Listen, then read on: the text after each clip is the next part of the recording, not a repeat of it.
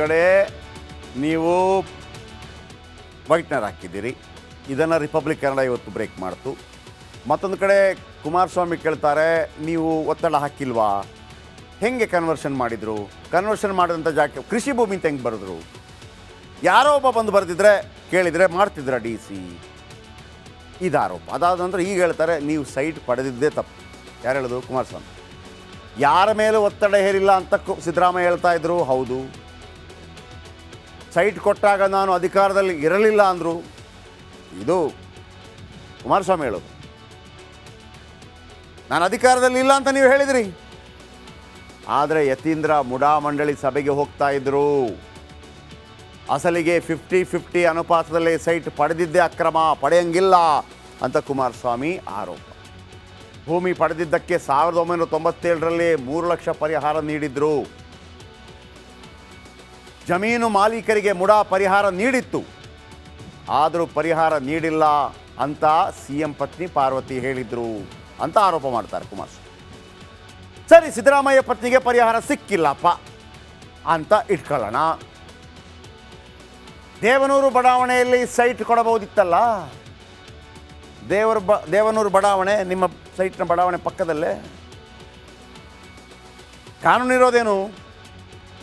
ನಾನು ಜಾಗ ಕೊಟ್ಟರೆ ಮೂಡಾಗೆ ನನಗೆ ಸಮಾನಾಂತರವಾದಂಥ 50-50 ಅನುಪಾತದಲ್ಲಿ ಸಿಗಬೇಕು ಅಂತಂದರೆ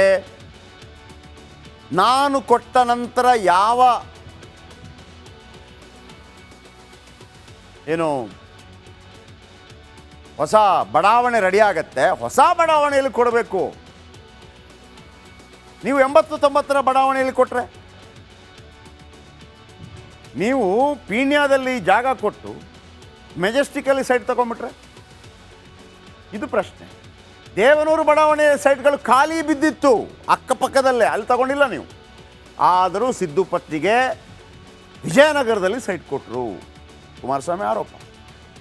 ಆಮೇಲೆ 14 ಮುಡಾ ನಿವೇಶನಗಳ ಮೌಲ್ಯ ಬರೋಬ್ಬರಿ 55 ಕೋಟಿ ಅಂತ ಸಿದ್ದರಾಮಯ್ಯನವರು ಹೇಳಿದರು.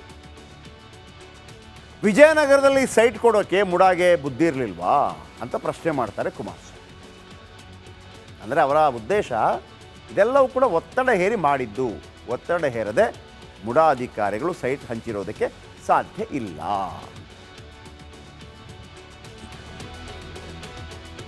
ಇನ್ನು ಇಷ್ಟೆಲ್ಲ ಆದರೂ CM ಸಿದ್ದರಾಮಯ್ಯ ಮಾತ್ರ ನಾವು ಪತ್ರ ಬರೆದಿಲ್ಲ ಅಂತಾನೆ ಹೇಳಿದರು.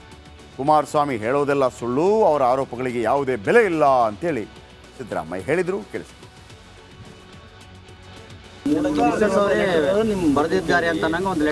ಇಲ್ಲಪ್ಪ, ಅದು ಸುಳ್ಳು ಪತ್ರ, ನಾವು ಯಾವುದು ಬರೆದಿಲ್ಲ. ಇವತ್ತಿನವ್ರಿಗೆ ಹೇಳಿದ್ರ? ಪಾದಯಾತ್ರೆ ಮಾಡಿದ್ರಲ್ರಿ, ಹೇಳಿದಾರ? ನನಗೆ ಗೊತ್ತಿಲ್ಲ, ನೋಡಿಲ್ಲ. ಯಾರು? ಕುಮಾರಸ್ವಾಮಿ ಯಾವತ್ತು ಹಿಟ್ ಅಂಡ್ ರನ್ ಕೇಸ್ ಗೊತ್ತಾ ನಿಮಗೆ? ಕುಮಾರಸ್ವಾಮಿ ಯಾವತ್ತು ಹಿಟ್ ಅಂಡ್ ರನ್ ಕೇಸ್ ಯಾವುದನ್ನ ಅವರು ಲಾಜಿಕಲ್ ನಡಿ ತಗೊಂಡು ಹೋಗಿದ್ದಾರೆ ಹೇಳಿಯಪ್ಪ ನೋಡೋಣ. ಇವತ್ತಿನವ್ರಿಗೆ ಅನೇಕ ಅಲಿಗೇಷನ್ ಮಾಡಿದ್ದಾರೆ. ಪೆನ್ ಡ್ರೈವ್ ಇದೆ ನನ್ನ ಹತ್ರ ಇಲ್ಲಿ ಅಂತ ಹಿಂಗೆ ತೆಗೆದು ತೋರಿಸೋದು ಮಾಡಿದ್ರ? ಈ ಇಬ್ಬರು ನಾಯಕರು ಒಂಥರ ಮಿಮಿಕ್ರಿ ಚೆನ್ನಾಗಿ ಮಾಡ್ತಾರೆ. ಆ ಪೆನ್ ಡ್ರೈವ್ ಎಷ್ಟು ಚೆನ್ನಾಗಿ ಹೇಳಿದ್ರು ನೋಡಿ ಸಿದ್ದರಾಮಯ್ಯ, ಪೆನ್ ಡ್ರೈವ್ ಇದೆ ಅಂತಂದು. ಮೊನ್ನೆ ಕುಮಾರಸ್ವಾಮಿ ಕೂಡ ಅಪ್ಪಯ್ಯ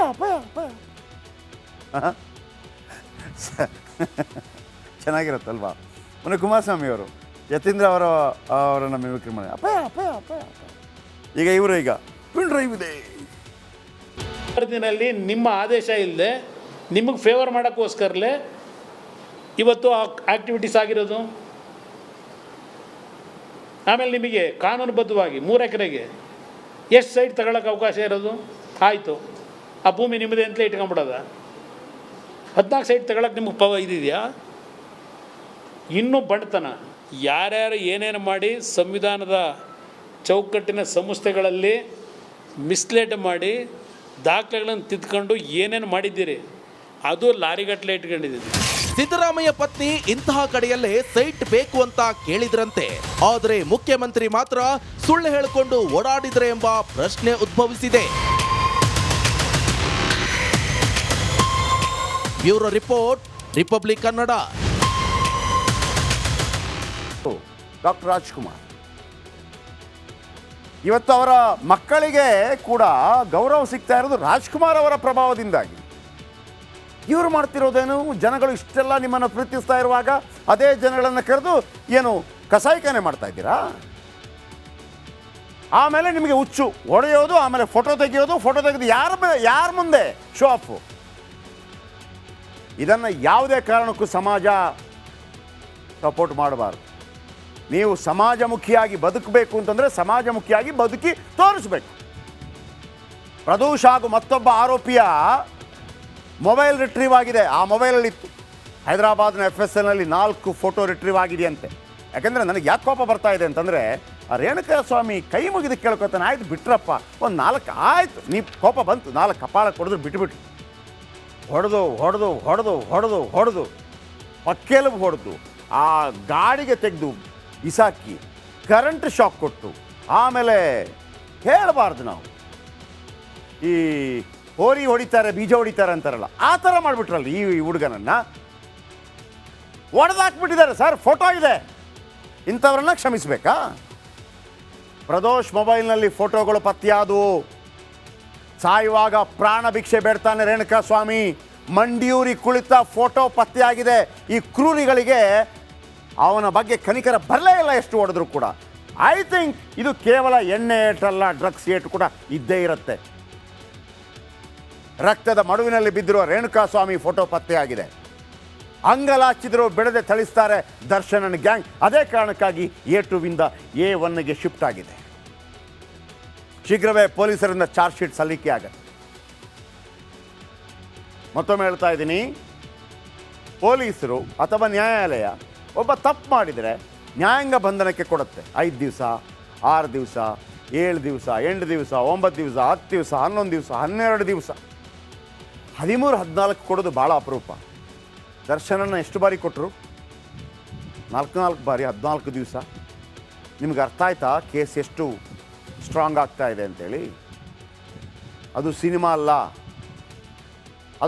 ಅಲ್ಲ. ಡೈರೆಕ್ಟ್ರು ಕೊನೆ ಗಳಿಗೆಯಲ್ಲಿ ಸತ್ತು ಬಿದ್ದಿರುವ ಆತನನ್ನು ಕೂಡ ಬದುಕಿಸೋದು ಹಂಗಾಗಲ್ಲ. ಓಕೆ,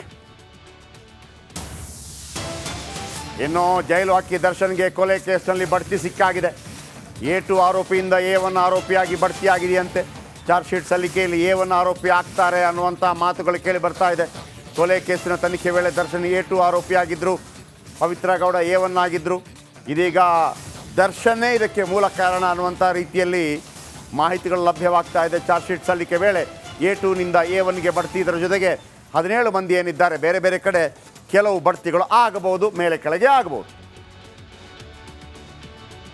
ಏನು A1 ಆರೋಪಿ ಅಂದರೆ ಈ ಕೊಲೆಗೆ ಸೂತ್ರಧಾರ ಅಂತ ಅರ್ಥ. ಇಲ್ಲಿ ತನಕ ಪವಿತ್ರ ಗೌಡ ಸೂತ್ರಧಾರ ಅಂತಿತ್ತು, ಅದು ಈಗ ಹೋಗುತ್ತೆ. ದರ್ಶನ್ ಇದೀಗ ಸೂತ್ರಧಾರ A1. ಓಕೆ, ಮುಂದಿನ ಸುದ್ದಿ.